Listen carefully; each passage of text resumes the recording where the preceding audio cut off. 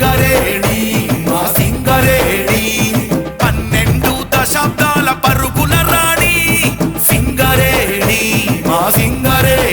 సింగరేణి సంస్థ కీలక ఖనిజ రంగంలోకి ప్రవేశించాలన్న రాష్ట్ర ప్రభుత్వ సంకల్పం కార్యరూపం దాల్చింది.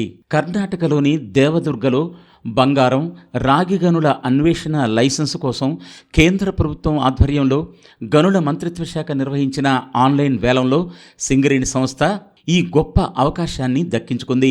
సింగరేణి చరిత్రలోనే ఇది ఒక అరుదైన అవకాశం మరియు కొత్త మైలురాయిగా పేర్కొనవచ్చు. ఆన్లైన్ వేలంలో 37.75% రాయల్టీని కోటు చేయడం ద్వారా సింగరేణి L1 బిడ్డర్గా నిలిచి ఈ అవకాశాన్ని చేజిక్కించుకున్నట్లు సంస్థ చైర్మన్ మరియు ఎండీ శ్రీ ఎన్ బలరాం ఆగస్టు 20వ తేదీన ప్రకటించారు. సింగరేణిని ఇతర రంగాల్లోకి విస్తరించాలన్న రాష్ట్ర ప్రభుత్వ లక్ష్యాలకు అనుగుణంగా చేస్తున్న ప్రయత్నంలో తొలి విజయాన్ని సాధించినట్లు ఆయన పేర్కొన్నారు. 136 ఏళ్లుగా మనం తెలంగాణకి, ముఖ్యంగా దక్షిణ భారతదేశానికి కర్ణాటక, మహారాష్ట్ర, తమిళనాడు ఎన్టీపీసీకి మనం బొగ్గు సరఫరా చేస్తున్నాము. తద్వారా థర్మల్ పవర్ జనరేషన్లో మనం ఉన్నాము. తర్వాత కంపెనీ థర్మల్ పవర్ జనరేషన్ మనం ఓన్ ప్లాంట్ని స్టార్ట్ చేయడము, సోలార్ కూడా క్యాప్టివ్ పవర్ ప్లాంట్ని స్టార్ట్ చేయడం జరిగింది. సంస్థ డైవర్సిఫికేషన్లో భాగంగా మనం ముందుకెళ్తేనే సంస్థ యొక్క మనుగడ ఉంటుంది అనే ఉద్దేశంతో మనము అటు గవర్నమెంట్ ఆఫ్ ఇండియా కానీ ప్రపంచవ్యాప్తంగా వస్తున్న మార్పులని గమనిస్తూ మనము దీంట్లో కూడా వేరే క్రిటికల్ మినరల్లో వెళ్ళాలని ఆలోచించాము. దీనిలో భాగంగానే మనము ఒక స్టడీ చేయించాము. జియో కెమికల్ ల్యాబ్లో ఒక స్టడీ చేస్తే మనకు ఉన్న process OC and bottom mash and coal scenes నుంచి చూస్తే కూడా దాంట్లో కూడా క్రిటికల్ మినరల్స్ ఉన్నాయని చెప్పాము. దాంతోపాటు మనం ఐఐటి భువనేశ్వర్తో ఎంఓయూ చేసుకున్నాము. తర్వాత ఐఐటి హైదరాబాద్తో ఎంఓయూ చేసుకున్నాము. ఎన్ఎస్టీఎఫ్టీసీ హైదరాబాద్తో చేసుకున్నాము. ఆ తర్వాత ఇప్పటికే దానిలో ఒక TRL టెక్నాలజీ రెడీనెస్ లెవెల్ 7 దాకా మనం వచ్చాము. 8 ఏంటంటే నెక్స్ట్ కమర్షియల్ లెవెల్కి రావడం అనేది లిథియం కానీ, స్ట్రాంటియం కానీ, వెనడియం కానీ అలాంటి కీలక ఖనిజాలు కూడా మన మైన్స్లో ఉన్నాయని, తద్వారా కంపెనీకి మంచి రెవెన్యూ రావడము ప్లస్ దేశానికి కూడా చాలా అవసరం ఉంది. ఈ రోజు మీరు చూస్తే ఆల్ ది క్రిటికల్ మినరల్స్ మనం చైనా పైన, మిగతా దేశాలపైన ఇప్పుడు డిమాండ్ ఉండేది. వాళ్ళు ఒకసారి మనము ఎక్స్పోర్ట్ కన్నా వాళ్ళు ఆపేస్తే దేశం కూడా అంటే చాలా తీవ్ర సంక్షోభాన్ని ఎదుర్కోవాల్సి వస్తుంది. ఇటు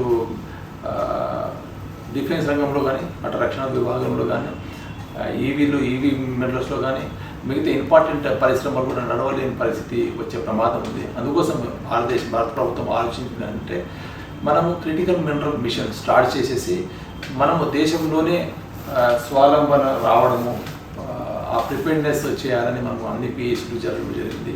ప్లస్ సింగరేణి కూడా దాదాపు 10 ఏళ్ల నుంచి ప్రయత్నిస్తుందంటే మనం కూడా మన ఫుడ్ ప్రింట్స్ని ఇటు తెలంగాణకే పరిమితం కాకుండా భారతదేశంలో ఆ ప్రపంచవ్యాప్తంగా ఉన్న ఏవైతే మినరల్స్లు ఉన్నాయో వాటిలో కూడా మనం వెళ్ళాలని ఆలోచించగలిగితే ఆ తర్వాత మనము ప్రజాప్రభుత్వం రాగానే గౌరవ ముఖ్యమంత్రి గారు, ఉప ముఖ్యమంత్రి గారు వాళ్ళు క్లియర్గా చెప్పడం జరిగింది.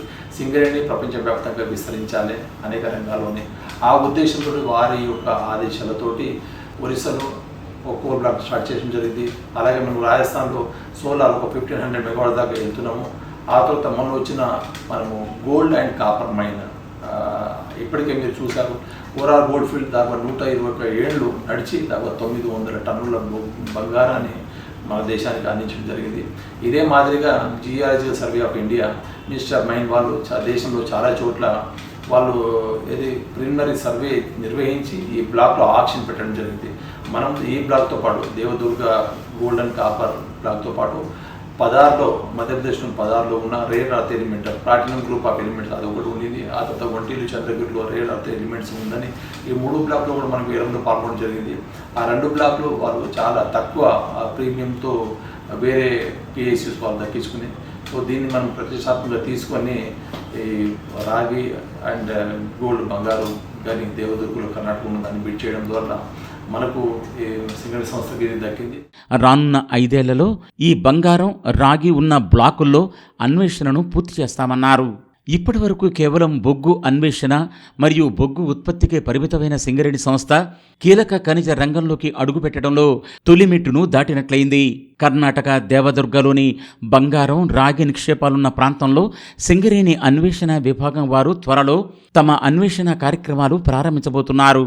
అన్వేషణ తర్వాత తుది ఫలితాలు కేంద్ర ప్రభుత్వానికి ఒక నివేదిక రూపంలో సమర్పించాల్సి ఉంటుంది. ఆ తర్వాత కేంద్ర ప్రభుత్వం వారు ఈ గనులను మైనింగ్ జరపడానికి వేలంపాట నిర్వహిస్తారు. ఈ వేలంపాటలో సింగరేణి లేదా ఇతర సంస్థలు కూడా పాల్గొని వీటిని దక్కించుకునే అవకాశం కూడా ఉంది.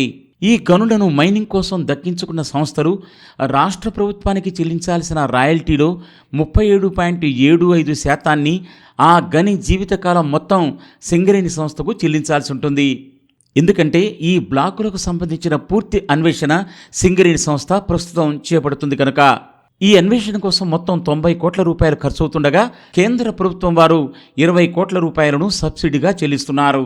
ఈ శుభతరుణంలో రాష్ట్ర ముఖ్యమంత్రి వర్యులు శ్రీ ఏ రేవంత్ రెడ్డి, రాష్ట్ర ఉప ముఖ్యమంత్రి వర్యులు శ్రీ భట్టి విక్రమార్కమల్లు, కేంద్ర బొగ్గు గనుల శాఖ మంత్రి శ్రీ జి కిషన్ రెడ్డి కూడా సింగరేణి సంస్థకు తన శుభాకాంక్షలు తెలియజేశారు.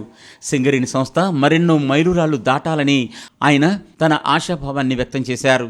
తమ సూచన మేరకు సింగరేణి సంస్థ కీలక ఖనిజాల అన్వేషణలో పాల్గొని విజయం సాధించడం పట్ల తమ హర్షం వ్యక్తం చేశారు.